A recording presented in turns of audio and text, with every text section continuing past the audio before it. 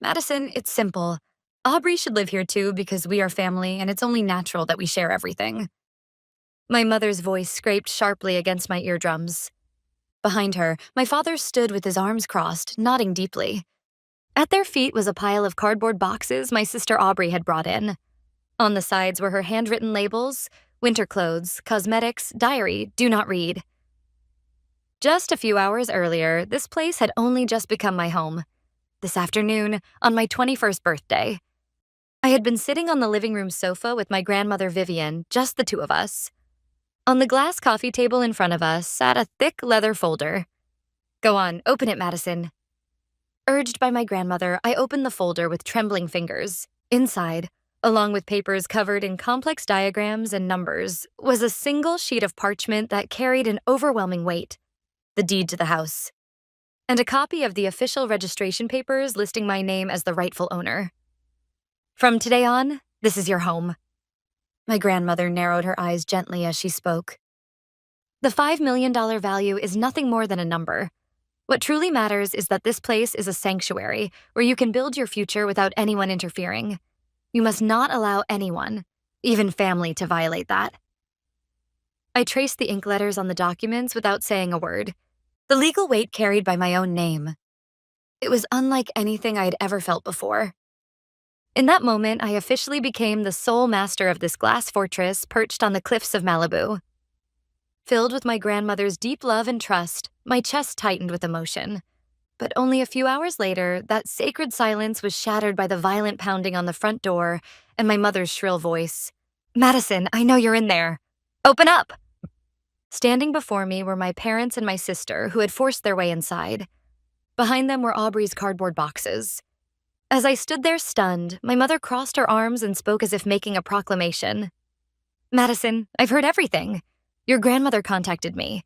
She said she gave you this house today." She paused for a moment, a triumphant smile spreading across her face. "So I've decided. Aubrey will be living here too." "Wait, Mom, that doesn't make any sense." I managed to squeeze out the words. "This has become my home. Grandma gave it to me alone." As proof, the leather folder containing the deed and registration papers engraved with my name sat quietly on the dining table. My father cut in as though he was giving me guidance, yet allowed no room for refusal. "Madison, don't say such unreasonable things. You're still a student. There's no way you can manage a house this big on your own. And Aubrey is about to graduate from high school. It's best for sisters to help each other and live together." Help each other?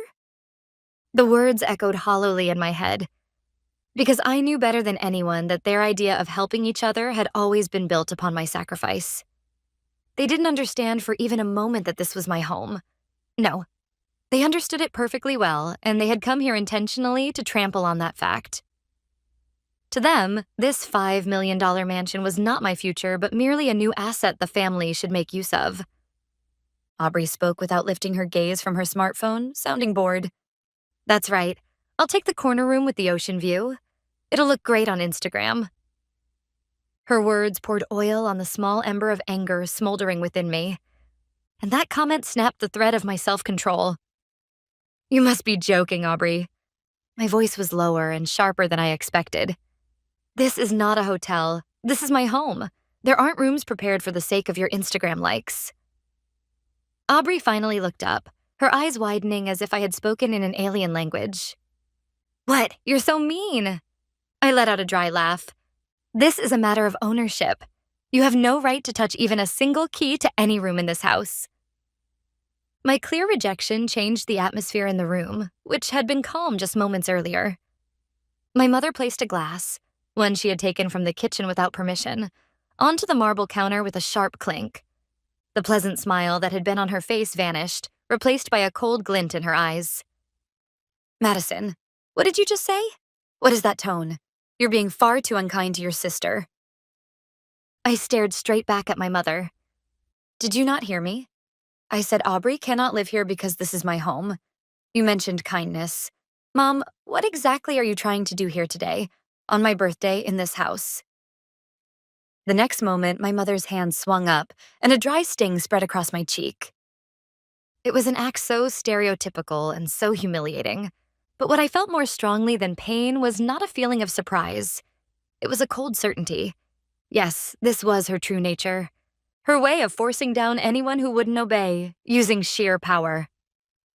"You ungrateful girl." My mother cursed me with a trembling voice. "Who do you think allowed you to go to college? We are your parents. How dare you defy your parents?" Her words pried open the lid of a bitter memory I had buried deep inside my heart. It was on a summer day after I graduated high school. With my acceptance letter from my dream university in hand, I checked the balance of my bank account, which held the money I had saved for years through part-time jobs, along with the financial help from my parents, to pay my tuition. But the number displayed made me doubt my own eyes. Most of the money that should have been there had disappeared. When I panicked, my mother said without a trace of remorse, "Oh, that money? I used it for Aubrey's trip to Europe. She said the photos she posts on social media have to be real, not fake." My father nodded beside her and said, "That's how it is, Madison. You can manage with scholarships or something. We're family, so it's natural to help each other." My future had been taken away effortlessly for the sake of my sister's Instagram-worthy experiences. In despair, I called my grandmother, not to ask for tuition, but to tell her that I was thinking of giving up on college altogether. However, she did not overlook the trembling in my voice as I tried desperately to sound cheerful over the phone. Without pressing for details, she simply commanded, "Madison, come here at once." When I arrived at her house, she looked straight into my eyes and asked only one thing: "What happened?" At that moment, the tension snapped, and I burst into tears like a child and confessed everything. After listening silently to the end, my grandmother looked at me with quiet anger in her eyes and said, "Amelia has always been that way. She justifies her selfish actions with the words for the family." "Madison, listen carefully. You must never let anyone steal your future. Do not worry about your tuition. I will pay for it." And then she added this: "However, remember this. True strength is not merely accepting help. It is being able to confront injustice and assert your own rights with your own voice." Those words had supported me up to this day, and now the time had come for me to assert them on my supposed mother standing before me. I would not remain silent any longer. "You're asking who allowed me to go to college? Of course, it's thanks to Grandma," I said clearly. I forgot the pain in my cheek and stared straight into my mother's eyes. "The reason I can go to college now is because Grandma paid my tuition. After you used my tuition money for Aubrey?" The truth seemed to slice through her pride more sharply than anything else. The color drained from my mother's face, and the next moment it turned bright red with rage. Her eyes opened wide with hatred, as if she had become a different person. "What did you just say? We are the ones who raised you to this point." She had lost her reason and was shouting purely out of emotion. "That's enough. I've had enough." She pointed toward the living room's front door and spat out her final, decisive command. "Pack your things and get out. This house belongs to us. It belongs to the family." My father immediately joined in, as if he had been waiting for that very moment. "That's right, Madison. Your mother is correct. Anyone who defies the family has no place here." I was stunned. This was my home. The deed and the registry both legally proved that everything belonged to me. Yet they were trying to strip it all away from me using nothing but the vague, violent logic of family. Aubrey watched the whole scene through her smartphone screen, laughing. But then it happened. Oh my, that's something I cannot ignore. From the entrance of the room where their angry voices echoed, a calm yet steel-like voice could be heard. The voice belonged to Grandma. Yes, she had not left. From the moment she gifted me the house earlier that day until that very moment, she had been present the entire time in another room, quietly observing how everything would unfold. And in that desperate situation, she was smiling softly, almost amused, as if watching an entertaining play. She slowly stepped into the room. My mother froze as if her earlier outburst had been a lie, and my father shifted his gaze awkwardly, unable to meet anyone's eyes. "Mother, when did you—" my mother asked in a faint, cracking voice. "Since when?" "The whole time. I saw the moment you struck your own daughter's cheek.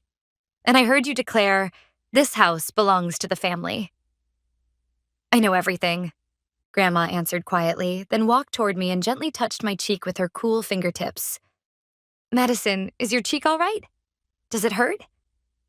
I'm fine, Grandma, I replied firmly, though my voice trembled slightly.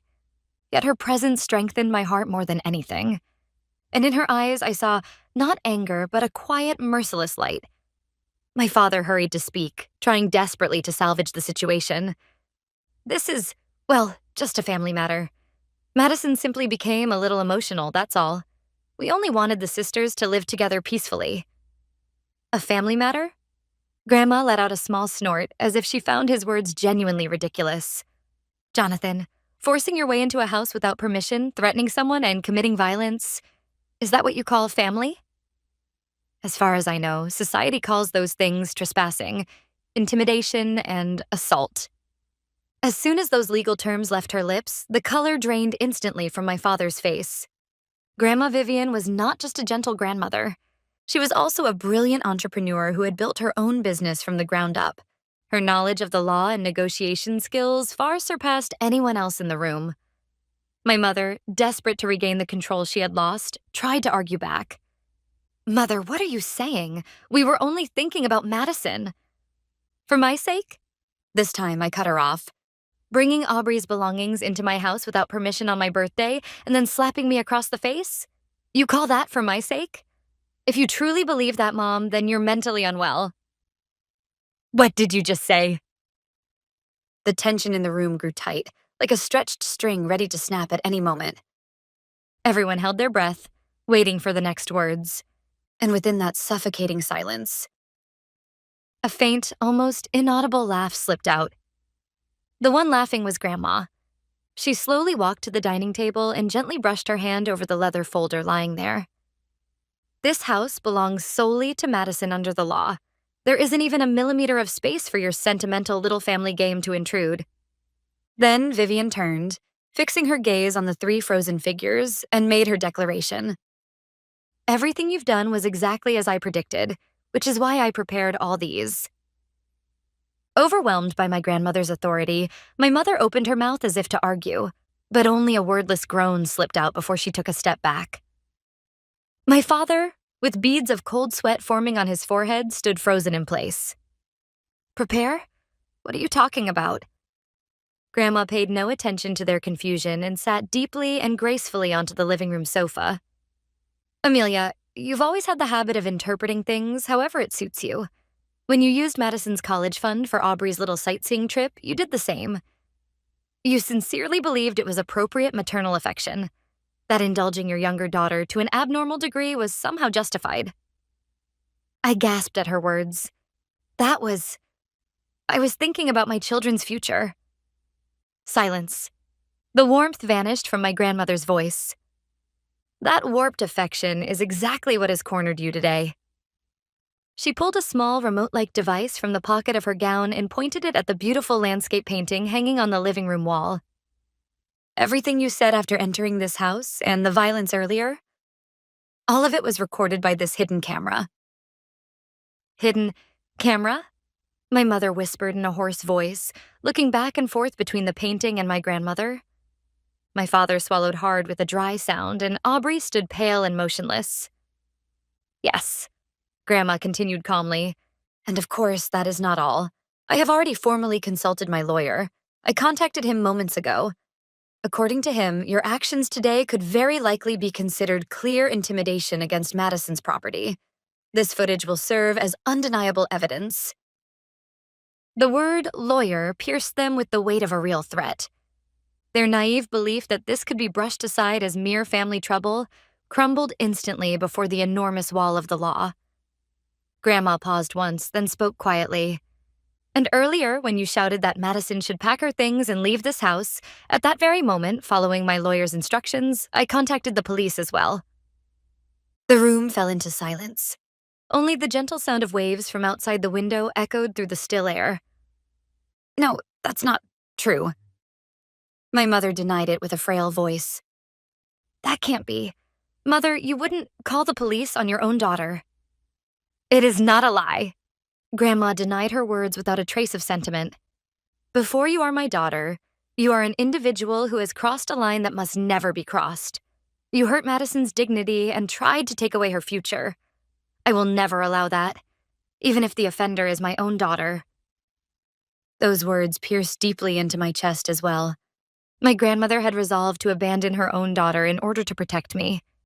The depth of that love and the weight of that decision made me bite my lip in silence. Aubrey let out a shriek, high-pitched and close to a scream. The police? Are you serious? No way. Do I have to go too? I don't want to go somewhere like that. Dad, Mom, say something. But neither of her parents could say a single word now. They had finally realized that they had fallen perfectly into the trap they believed they'd set for me. They had been dancing in the palm of the one person they must never turn into an enemy, Grandma Vivian, since the beginning. And then, at that moment, in the distance, faintly, the sound of sirens could be heard. It grew little by little, but unmistakably louder, approaching the mansion atop the cliff. Red and blue rotating lights began to cast eerie reflections across the glass walls, painting restless patterns of light over the white marble floor of the living room. Ah! My mother had completely lost her composure. For a woman of immense pride who always needed the world to revolve around her, getting the police involved was perhaps the greatest humiliation of her life. My father was desperately searching for an escape route. His eyes darted rapidly between me, my grandmother, and the front door. Please reconsider. This is really nothing more than a family quarrel. If you turn the police away, we'll leave immediately. I swear we will never show our faces before you again. His transparent pleading earned nothing more than a cold stare from me.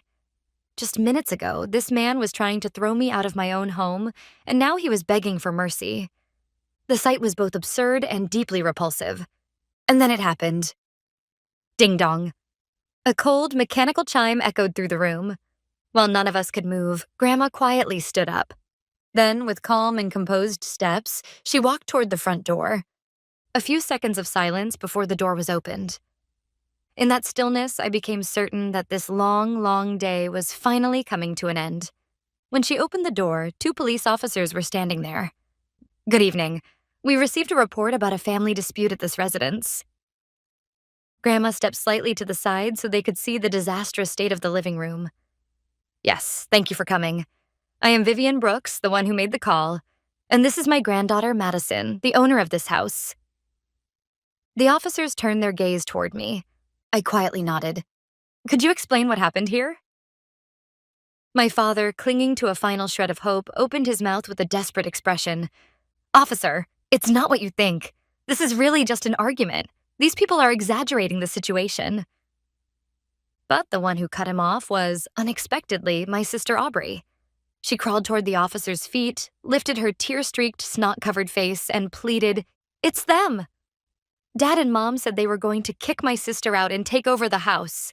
I was against it the whole time, but they threatened to disown me if I didn't do what they said. Even these boxes, they forced me to bring them. I've always been on my sister's side. Her lie didn't even make me angry anymore. I was simply stunned. She just wanted to save herself. That alone drove her to betray our parents without hesitation. This was the true face of the sister my parents had spoiled and adored to an unhealthy extreme. And at her selfish and grotesque betrayal, my father and mother stood in shock, as if they no longer had the strength to argue. The daughter they had loved most, the one they had indulged beyond reason, had blocked even their last escape route.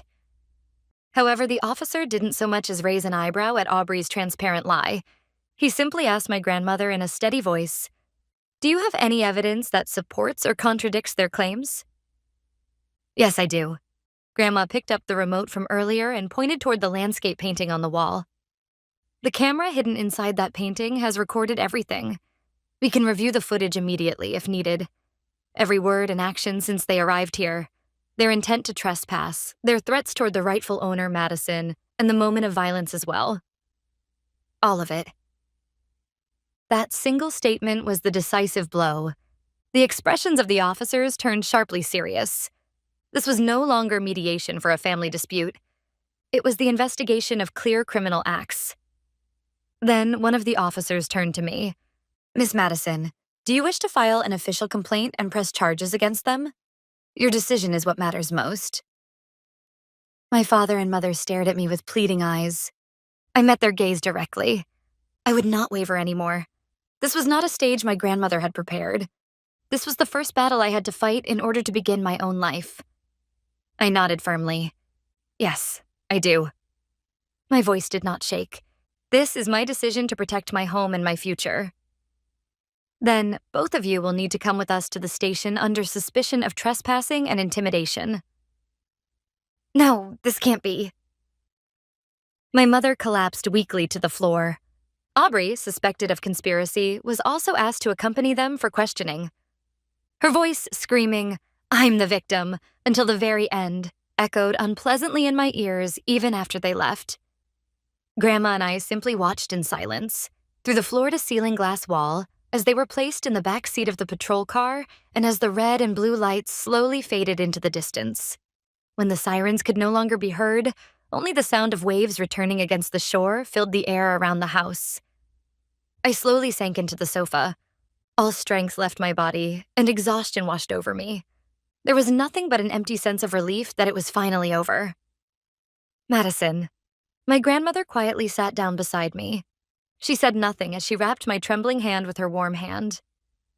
Grandma, I'm sorry for making you do something so awful. The words I managed to force out were so thin and shaky that they surprised even me, but she gently shook her head. No, Madison, I am the one who should apologize. I should have intervened much sooner, back when Amelia touched your college fund. I lifted my face and looked at her. Regret shimmered in her eyes. I wanted to believe that she would one day realize her own wrongdoing. It's natural for a mother to want to believe in her daughter, isn't it? But that was merely my wishful thinking, my escape from reality. And because of that, you had to suffer like this today.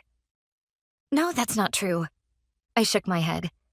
If you hadn't been here today, I'm sure I wouldn't have been able to protect this house. No, protect myself. No, you would have. Grandma looked straight into my eyes and spoke clearly. What I did today was only to give your back the slightest push. The first person who said not to them was you. And even after being struck, the one who refused to bow down was your own strength. Then she smiled softly.